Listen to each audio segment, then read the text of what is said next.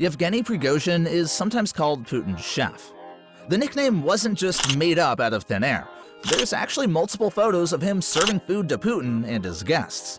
Prigozhin would rise to the top of Russian oligarchy by owning restaurants and catering companies that would provide services for the Kremlin. He would also lead a march that would shock the Kremlin to its core.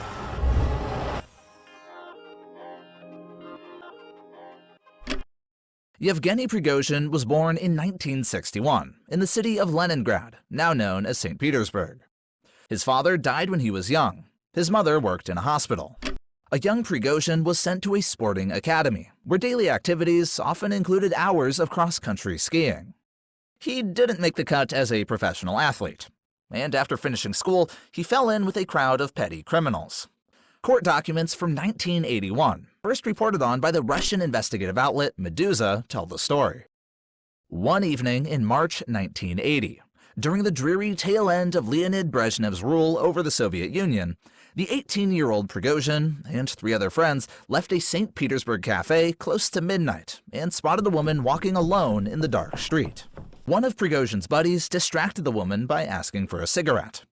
As she went to open her purse, Prigozhin suddenly appeared behind her and grabbed her neck, squeezing until she lost consciousness. Then his friend slipped off her shoes while Prigozhin deftly removed her gold earrings and pocketed them. The group sprinted off, leaving the woman lying on the street. The court found that it was one of many robberies that Prigozhin and his friends carried out in St. Petersburg over a period of several months. He was sentenced to 13 years in prison and spent the rest of the decade behind bars. He was released in 1990 as the Soviet Union was in its death throes and returned to St. Petersburg. The city was on the brink of monumental transformation, with great riches awaiting those shrewd or violent enough to seize them. Prigozhin started out modestly, selling hot dogs. He mixed the mustard in the kitchen of his family apartment. He told a St. Petersburg news portal, "We made $1,000 a month," which in ruble notes was a mountain. My mom could hardly count it all.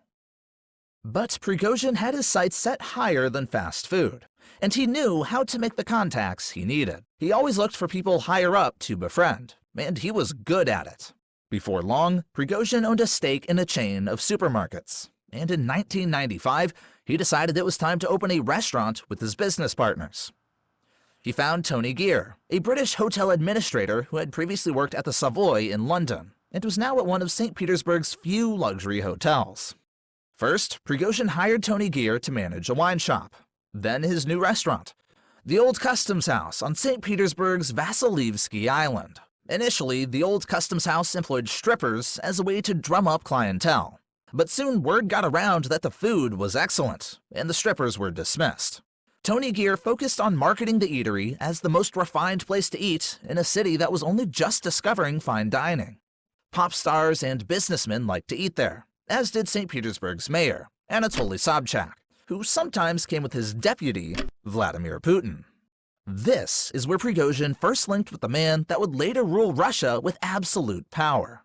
And by the time Putin became Russia's president, he often liked to meet foreign dignitaries in his hometown, and he sometimes took them to the Old Customs House or New Island, a boat Prigozhin had turned into a floating restaurant. Looking back at the photos of Putin's official engagements, there's frequent sightings of Prigozhin in the background, unsmiling and unobtrusive. In one, he's lurking behind a table as Putin dines with George Bush. In another one, he's hovering behind Prince Charles at a 2003 reception in St. Petersburg's museum. Putin saw that he wasn't above bringing the plates, and he liked that about Prigozhin. A businessman who knew Prigozhin in the 1990s said that he's driven and talented, and won't shrink from anything to get what he wants. Before long, Prigozhin began winning contracts to cater major government events through Concord, a holding company he had set back up in the 1990s. The next step was giant government supply contracts. In 2012, he won more than 10.5 billion rubles of contracts to provide food to Moscow's schools. New opportunities arose when Russia annexed Crimea in March 2014 and intervened militarily in eastern Ukraine soon after. Putin denied that regular Russian troops had been involved in either case, despite a mountain of evidence to the contrary. The ministry provided Prigozhin with land in Molchino, southern Russia, where companies linked to Prigozhin constructed a staging base for fighters under the guise of a children's camp. It appears the scheme intensified Prigozhin's appetite for power and money. In one email exchange reviewed by The Guardian between Prigozhin's Concord Group and the Ministry of Defense in the spring of 2014, a senior Concord lawyer discusses the option of supplying Russia's vast network of military towns with food and other provisions.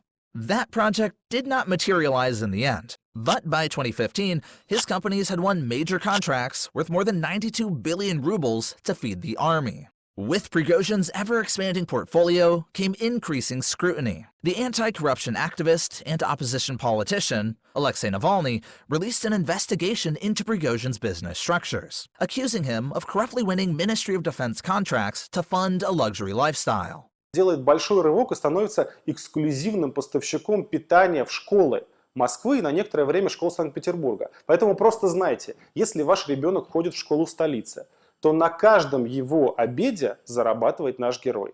Представьте только, какой это колоссальный объем прибыли. Именно тогда Prigozhin и... Prigozhin's swift rise also started to irritate some officials at the Defense Ministry.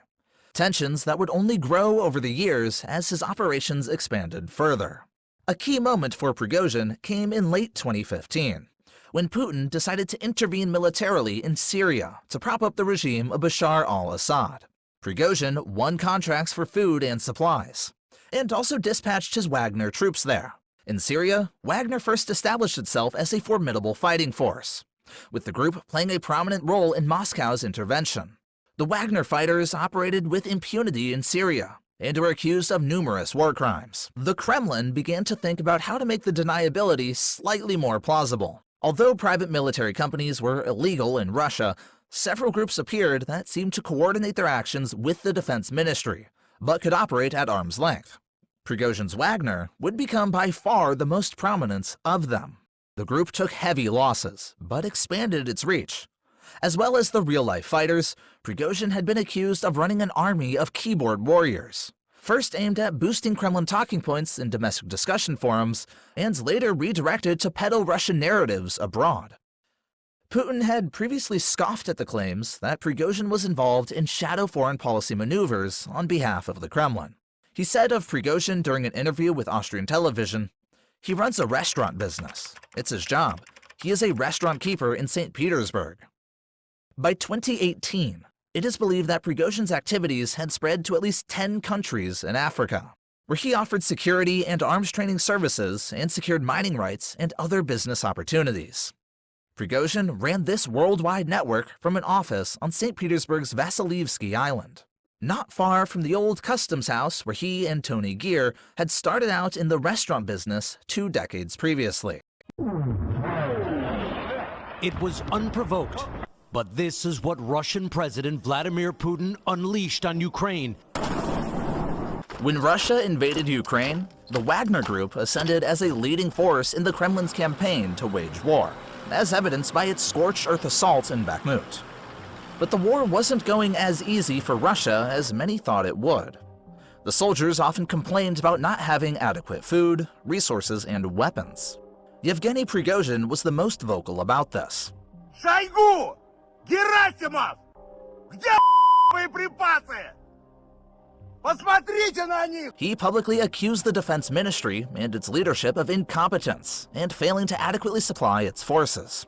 Things took a turn for the worst for Russia when Prigozhin claimed the country's defense ministry had carried out attacks on his fighters.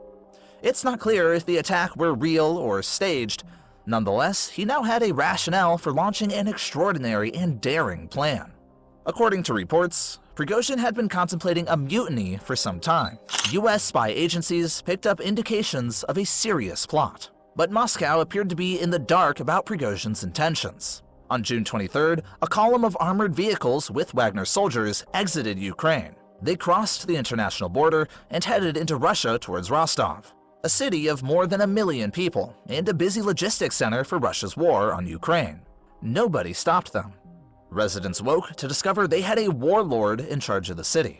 Prigozhin strolled into the building belonging to Russia's Southern District Military Command and installed himself as its new boss. The one-time hot dog seller from Leningrad was the man of the hour and made international news headlines for the apparent coup. Some senior military figures seemed pleased to meet Prigozhin. He demanded the removal of Defense Minister Sergei Shoigu and Chief of the General Staff Valery Gerasimov. and that if his wishes were not met, he would lead his soldiers to the gates of Moscow. These unforeseen developments stunned the Kremlin. They constituted the biggest challenge to Putin's authority since he became president. Eventually, Prigozhin and his Wagner fighters did march on Moscow. Дорогу, видимо, пытались перекрыть на Москву. Вагнера, видимо, раскачали, раскатали. Русли в ту сторону закрыто, а в эту видали, что натворили. Дорожников раздвинули, и колонна дальше пошла. They shot down 6 Russian helicopters and a plane, weakening Putin's air force. In a statement to his Telegram social media account, Prigozhin said his fighters had led a march for justice over the past 24 hours that saw them travel from southern Russia into the outskirts of Moscow. But the moment had arrived when blood could be spilt. To avoid such a scenario, Prigozhin said he had ordered his forces to turn their columns around and go in the opposite direction back to a field camp as planned. Reports say the Kremlin made a deal with the Wagner boss, that he would not be charged and would instead go to Belarus.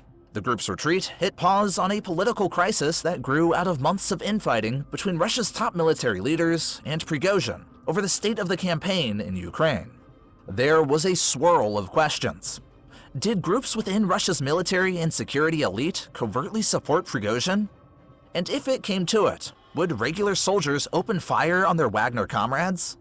Over the years, Prigozhin had made many enemies. Former business partners who feel cheated, army generals he has criticized as desk-bound bureaucrats, and top security officials who fear he has ambitions to seize political power. Today, Yevgeny Prigozhin's whereabouts are unknown.